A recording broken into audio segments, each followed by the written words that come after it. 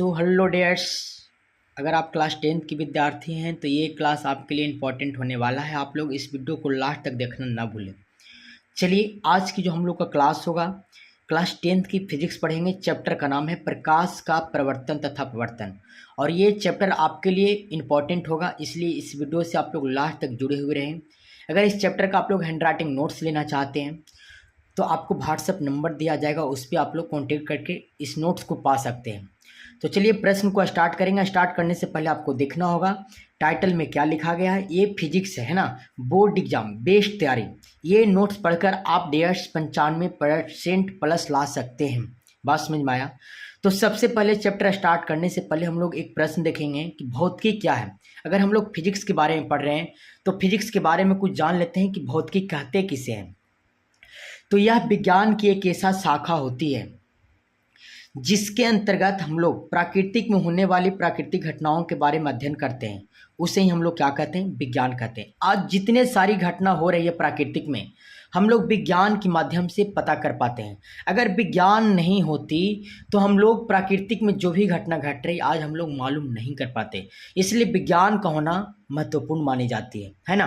तो ये परिभाषा सबसे पहले आप लोग फिजिक्स में लिखना है। उसके बाद हम लोग चैप्टर में चलेंगे। सबसे फर्स्ट प्रश्न आपका आता है कि प्रकाश क्या है?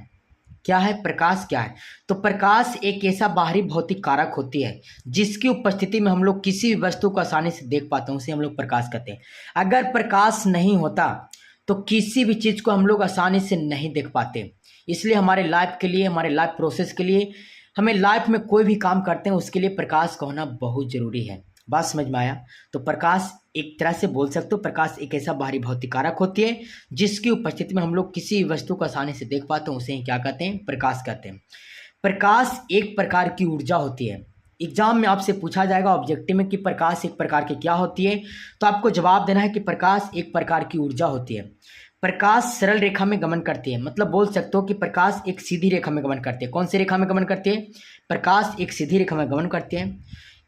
उसके बाद आपको पॉइंट लिखना है कि यह निर्वात में भी गमन करते हैं। निर्वात का मतलब हुआ कि मान लेते हैं धरती तल से 1600 किलोमीटर तक ऊपर जाते हो, तो 1600 किलोमीटर ऊपर तक जब जाते हो तो 1600 किलोमीटर तक धरती से क्या होती है? ऊपर तक ऑक्सीजन मिल पाता है। जैसे हम लोग 1600 किलोमीटर ऊपर चले जाते हैं उसके बाद ऑक्सीजन नहीं मिल पाता है। तो ये जो प्रकाश होती है ना, निर्वात में भी गमन कर पाती है। बात समझ में आया? निर्वात में इसकी चाल 3×10⁸ मीटर पर सेकेंड होता है। किसकी चाल? प्रकाश की चाल। अगर पूछे कि प्रकाश की चाल निर्वात में कितनी होती है तो 3×10⁸ मीटर पर सेकेंड होता है। ये पॉइंट आपको एग्जाम में लिखना है। बात समझ में आया? उसके बाद आपको क्या लिखना है? उसके अगला पॉइंट आप सभी को लिखना है कि विवर्तन किसे कहते हैं। क्या प्रश्न है? विवर्तन किसे कहते हैं? तो आपको जवाब देना है कि 19वीं शताब्दी में यह पाया गया कि यदि प्रकाश के गमन पथ में एक बहुत ही छोटी अपारदर्शी वस्तु रख दिया जाए। बात को समझिएगा, बात को आपको क्या, देखिए बात को समझिएगा। क्या प्रश्न बोल रहा है आपका? प्रश्न बोल रहा है कि 19वीं शताब्दी में यह पाया गया कि यदि प्रकाश के गमन पथ में एक बहुत ही छोटी अपारदर्शी वस्तु को रख दिया जाए। मान लेते हैं, हम एक एग्जाम्पल से आपको समझाते हैं कि मान लेते हैं कि ये आपका सूरज की प्रकाश है। ये क्या है? ये आपका सूरज की प्रकाश है। बात को समझिएगा, ये आपका क्या है? सूरज की प्रकाश है। अब इसके गमन पथ पर मान लेते हैं इस रास्ते में प्रकाश गमन कर रही है। इस रास्ते में प्रकाश क्या करे? गमन कर रहे हैं। अब इस रास्ते पर हम एक बहुत ही छोटी अपारदर्शी वस्तु को रख देते हैं। यह वस्तु कैसा है? अपारदर्शी है। क्या है? अपारदर्शी वस्तु है। अपारदर्शी वस्तु को रख देते हैं तो प्रकाश क्या होती है? ये सीधे चलने के बजाय क्या होती है कि जब इसमें ये अपारदर्शी वस्तु है तो इसे प्रकाश पार नहीं कर पाता है। क्या? प्रकाश पार नहीं करता है तो ये प्रकाश क्या होती है? विचलित हो जाती है। क्या हो जाती है? विचलित हो जाती है। और विचलित होने के इस घटना को ही हम लोग क्या कहते हैं? विवर्तन कहते हैं। बात समझ में आया? तो आपको लिखना है 19वीं शताब्दी में यह पाया गया कि यदि प्रकाश के गमन पथ में एक बहुत ही छोटी अपारदर्शी वस्तु को रख दिया जाए तो प्रकाश सीधे चलने के बजाय अपने पथ से क्या हो जाते हैं? विचलित हो जाता है। और इस घटना को हम लोग क्या कहते हैं? विवर्तन कहते हैं। तो यहां तक पॉइंट आप सभी को समझ में। चलिए अगला क्वेश्चन आपके लिए क्या है? किरण किसे कहते हैं? मोस्ट इंपॉर्टेंट प्रश्न है। तो प्रकाश जिस पथ पर चलता है उसके दिशा को हम लोग किरण कहते हैं।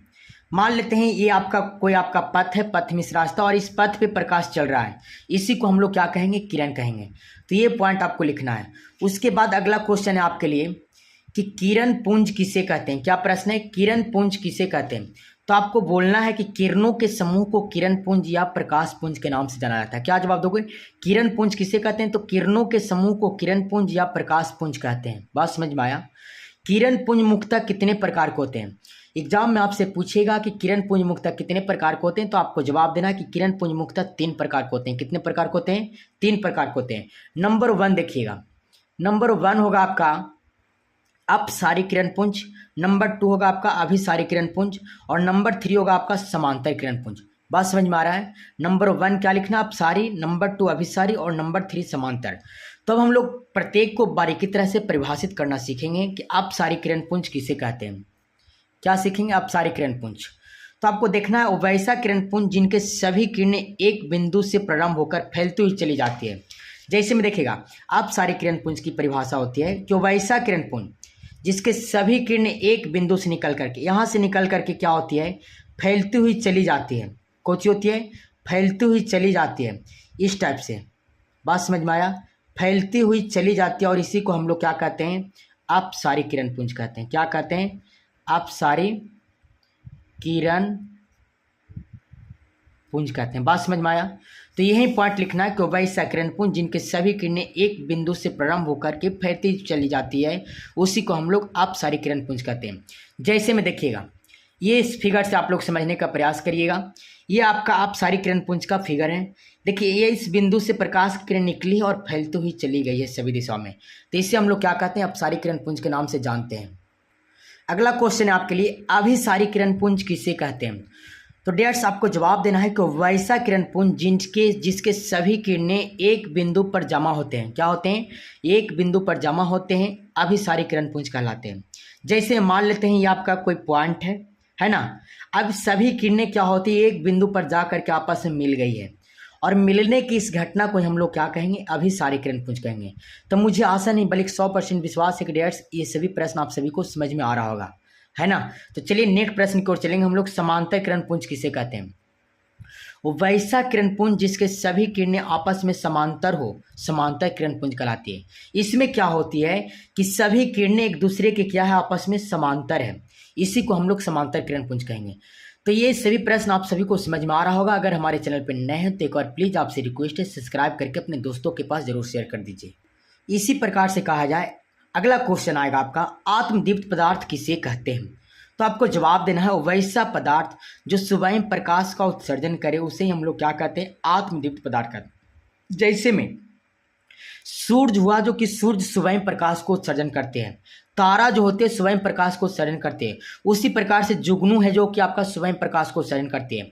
तो ये सभी हो गई आत्मदीप्त पदार्थ, या तो बोल सकते हो हम लोग प्रदीप्त पदार्थ के नाम से भी जानते हैं। आप आत्मदीप्त का दूसरा नाम होता है प्रदीप्त पदार्थ। क्या जवाब दोगे, प्रदीप्त पदार्थ।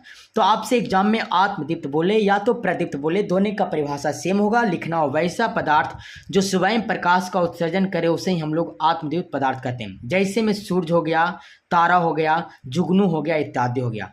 उसी प्रकार से नेक्स्ट प्रश्न आपका आएगा, अदीप्त पदार्थ किसे कहते हैं। तो लिखना हो वैसा पदार्थ जो स्वयं प्रकाश का उत्सर्जन नहीं करता है लेकिन प्रकाश की उपस्थिति में दिखाई देता है, अदीप्त पदार्थ कहलाता है। जैसे में एग्जाम्पल में आपको लिखना है डियर्स, चंद्रमा हो गया, टेबल हो गया, कुर्सी हो गया, इत्यादि हो गया। तो ये सभी प्रश्न आप लोग को समझ में आया होगा। जैसे में एक एग्जाम्पल और देखेंगे, जैसे हम चंद्रमा की बात किया जाता है तो आपसे पूछेगा क्या चंद्रमा का अपना प्रकाश होती है। तो चंद्रमा का अपना प्रकाश नहीं होता है, ये दूसरे के लाइट से पता चलता है। टेबल क्या है, टेबल जो है प्रदीप्त के माध्यम से पता चलती है। ये क्या होती है, इसका अपना का लाइट नहीं होता है, तो ये प्रदीप्त के माध्यम से दिखाई पड़ता है। कुर्सी प्रदीप्त के माध्यम से दिखाई पड़ती है। तो ये सभी प्रश्न आप सभी को समझ में आया होगा।